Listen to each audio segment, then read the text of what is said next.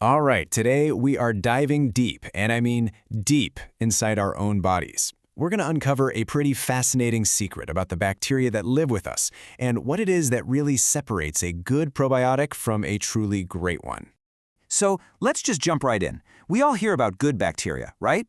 But what's the actual difference between the ones that work and the ones that are, well, just okay? The answer, it turns out, is all about one crucial, kind of surprising ability: the power to be sticky.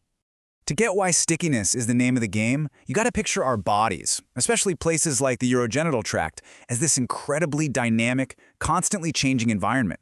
It's really a microscopic battlefield where countless microbes are in a non-stop fight for turf. See, for a good bacterium to actually do its job and protect us, it can't just be a tourist passing through. No, it has to physically attach to our cells. This is how they colonize, how they hang on when things get turbulent, and how they form a living shield that keeps out the bad guys. If they can't stick, they just get washed away. Simple as that. So how in the world do they hold on so tight? Well, it's not magic. It's actually molecular machinery. These tiny organisms have evolved these incredible, sophisticated tools just to anchor themselves. So let's break down the key players in this microscopic tug-of-war. First up, let's meet the heroes of our story, the Lactobacilli.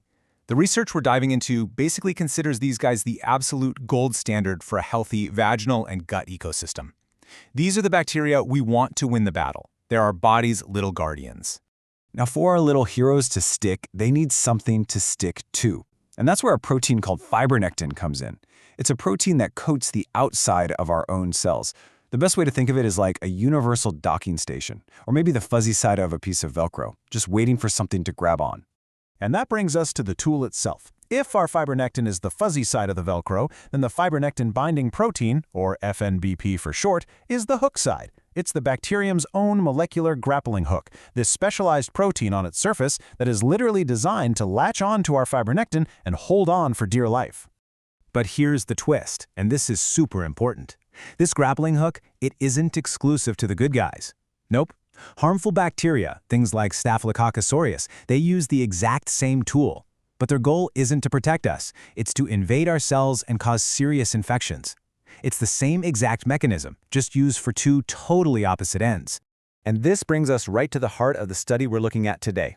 Researchers decided to zoom in on one very specific strain of good bacteria, Lactobacillus pentosus KCA1. It was originally found in a healthy woman, and they wanted to figure out what made it tick. So the big question was pretty simple. Is there a secret sauce to this KCA1 strain?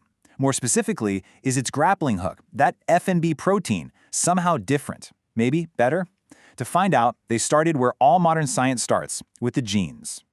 Before they even touched a single test tube, these scientists became digital detectives. They fired up some powerful bioinformatic tools to analyze the gene and the protein structure of KCA1's grappling hook, and then they compared it to a bunch of other similar bacteria. And almost immediately, they found something really interesting. This digital deep dive turned up a very distinct clue, something that set KCA1 apart from all the others at a really fundamental genetic level. And here is the number that really mattered: 215. When they ran a virtual genetic test, the key piece of KCA1's gene was exactly 215 base pairs long. All the other closely related strains, they were different, somewhere between 220 and 241. This number basically acts like a unique genetic barcode, proving KC1's version of this super important gene is one of a kind. But that digital detective work wasn't done yet. After they looked at the gene, they dug into the actual building blocks of the protein itself. You know, the amino acids that physically make up that grappling hook. What you're seeing in this table, which is based on the study's data, is that KCA1 is just built different. Its grappling hook has more of these key amino acid components, like leucine and valine, and it's made up of more carbon and hydrogen atoms than its relatives. This unique chemical recipe strongly suggested that its structure, and therefore its function, might be unique too. Okay, so all the computer models, all the genetic analysis, everything was pointing to KCA1 being pretty special. But you know, a prediction is one thing. Proof is something else entirely. The next crucial step was to move out of the digital world and into the lab to see if this thing could actually stick. So here's how they tested it, using a clever method called a Fibronectin-Binding assay. First, they coated lab plates with those landing pad proteins, or fibronectin. Next, they added the KCA1 bacteria and gave them some time to grab on. Then, they just washed the plates, getting rid of anything that wasn't stuck on tight. The final step was just to count what was left. And the results were, well, they were crystal clear. This chart, based on their findings, shows that KCA1 stuck like glue to the plates that had the fibronectin.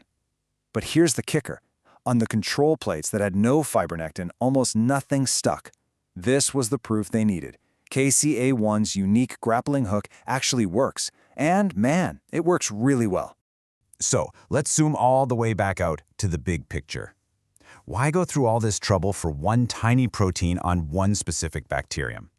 Well, because understanding this mechanism has absolutely huge implications for the future of probiotics and our health. This one study gives us a ton of key takeaways. It gives us that genetic barcode to find other powerful probiotics. It shows that we can actually predict how sticky a protein will be just from its chemical recipe. It confirms KCO1 has the right tools to survive and thrive where it counts. And maybe most excitingly, it opens the door to a future where we can design probiotics for maximum stickiness and effectiveness. You know, the researchers themselves really said it best. They concluded that this specific grappling hook protein is the key tool KCA1 uses to adapt, to persist, and ultimately to help keep us healthy. It's not just some random piece of its biology, it's a vital piece of its survival kit. And that leaves us with this really fascinating final thought. We've gone from this chaotic, microscopic battlefield all the way down to a single, unique protein. What this research suggests is that the next generation of probiotics might not be found by chance, but instead, they could be designed with purpose, all engineered around the powerful, simple idea of a single, super sticky protein.